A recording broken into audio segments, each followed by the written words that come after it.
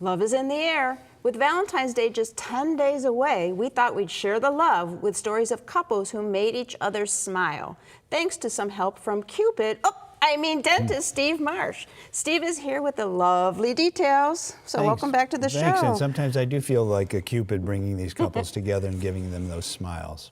And when you're in love, you can't help but smile, but sometimes you just need a little bit of assistance, right? Well, oftentimes it's a spouse. I know when I need a medical appointment, it's usually my wife who makes it. Same things happen in dentistry. Sometimes the husband pushes the wife, sometimes the wife pushes the husband. You know, you look across the table at each other all day and all night when you're having dinner. And so that's sometimes the initiative that people need to get into our office. And we'll share some of those stories today. All right, well, let's take a look at a few of the cute couples. So this is an interesting story, and one we once shared with the viewers about a year ago. A guy came in and brought his wife, and it turned out she had a fear of dentists, had not been to the dentist in a long time, made sure he had his teeth taken care of and the 3 kids. He said it's her turn, and one day he brought her into our office. She didn't know where she was going that day. It was Valentine's Day. And after sitting down meeting her and getting over the initial shock, she felt comfortable enough with us to move ahead with treatment.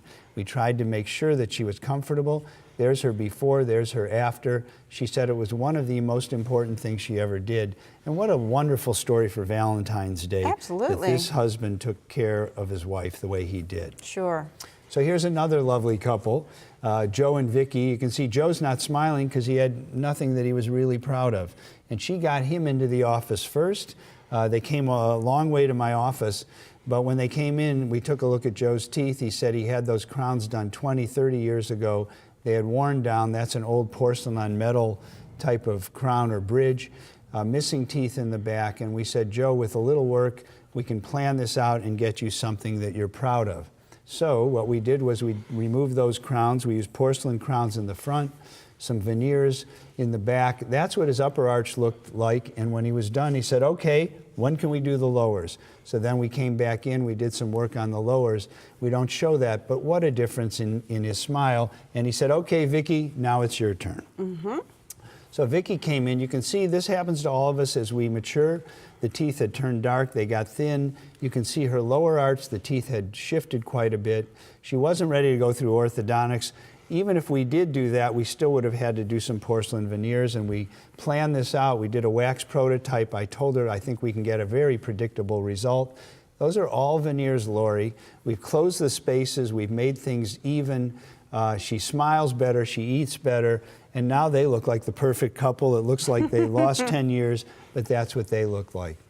And this is a rather simple one. This is a woman who was about to get married, and she hated those white spots. Those are called hypocalcification spots. We talked about whitening the teeth, reshaping them, do it very simply. We took out those spots and bonded that in. Well, now her teeth look great, and now it was time for her husband-to-be. They were getting married in a few months.